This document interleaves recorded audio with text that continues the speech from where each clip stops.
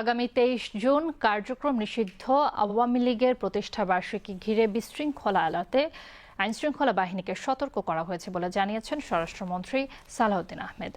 সকালে সচিবালয়ে আইনশৃঙ্খলা রক্ষায় কৃতিত্বপূর্ণ ও প্রশংসনীয় কাজের স্বীকৃতিস্বরূপ ১৫ জন পুলিশ সদস্যকে পুরস্কার প্রদান অনুষ্ঠানে যোগ দিয়ে মন্ত্রী একথা বলেন। সম্প্রতি নিজস্ব উদ্যোগে পানি নিষ্কাশনের উদ্যোগ নেয় ঢাকা মহানগর পুলিশের ট্রাফিক সদস্য মোহাম্মদ কামরুজ্জামানের গৃহীত পদক্ষেপ আদাবর থানা এলাকায় বিকাশের দোকানিকে কুপিয়ে টাকা ছিনতাইয়ের ঘটনায় আসামি গ্রেফতার, চট্টগ্রামের আনোয়ারায় চাঞ্চল্যকর মা মেয়ে হত্যা মামলার রহস্য উদ্ঘাটন ও আসামি গ্রেফতার এবং কক্সবাজারের চকরিয়া থানার আলোচিত ডাকাতি ও গণধর্ষণ মামলার আসামি গ্রেফতারের ঘটনায় পুলিশ সদস্যদের পুরস্কার ও সম্মাননা দেওয়া হয়।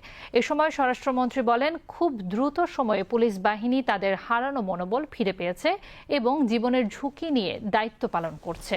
এ সময় সাবেক আইজিপি বেনজির আহমেদ প্রসঙ্গে তিনি বলেন, ইন্টারপোলের এনসিবি নোটিশ পাওয়ার পরদিনই সকল কাগজপত্র সংযুক্ত আরব আমিরাত সরকারকে পাঠানো হয়েছে। দেশটির সরকার যথাযথ প্রক্রিয়া অনুসরণ করে খুব দ্রুতই তাকে ফিরিয়ে দেবে বলেও আশা প্রকাশ করেন স্বরাষ্ট্রমন্ত্রী সালাউদ্দিন আহমেদ। সমস্ত কাগজপত্র, ওয়ারেন্ট, মামলার বিবরণী সহ এখানে অনেক কাগজ দিতে হয়, সেগুলো আবার আরবিতে ট্রান্সলেট করতে হয়।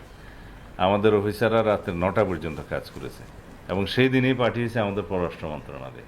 ওই বিকেলেই তারা ডিপ্লোম্যাটিক ব্যাগে করে ইউএই গভর্নমেন্টের কাছে পাঠিয়েছে। তা আমরা আশা করি ইউএই গভর্নমেন্ট যথাযথ প্রক্রিয়া অনুসরণ করে খুব শিগগির তাকে ফেরত দেওয়ার ব্যবস্থা করবে। আমরা পার্সুয়েশনে থাকব।